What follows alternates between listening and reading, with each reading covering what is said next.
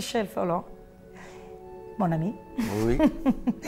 Innanzitutto, per un artista che è abituato a vivere in mezzo alle sue opere dentro l'atelier, vederle in un'esposizione significa spesso rivederle, scoprirle.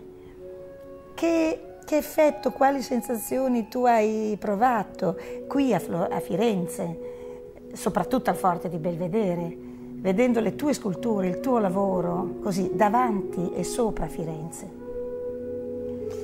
L'atelier, qu'est-ce que c'est qu'un atelier d'un artiste? C'est l'intérieur de sa tête, c'est-à-dire c'est une chose pleine de désordre. D'ailleurs, mon désordre, c'est mon ordre. Donc personne ne peut rien comprendre dans mon atelier parce que mon atelier, ce sont des points de repère et des points de départ possibles pour des créations. Mais il est évident que quand je fais une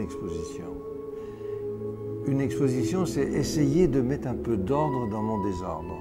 C'est-à-dire il faut répertorier les choses, il faut les regarder, il faut les trouver des dimensions, trouver des titres, enfin faire des choses très sérieuses à propos de choses très spontanées.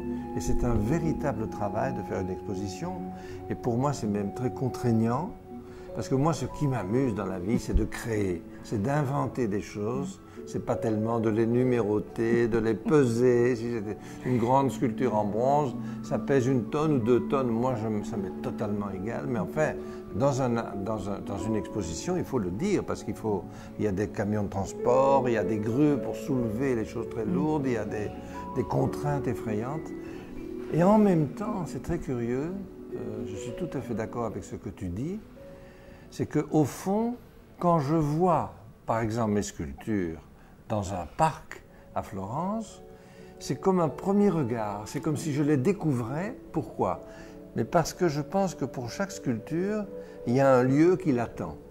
Il y a un lieu parfait qui l'attend, pour qu'il y ait un dialogue entre un espace, même je dirais entre des fleurs, entre des plantes, entre un jardin, entre les coupoles de Florence, et ça devient une chose très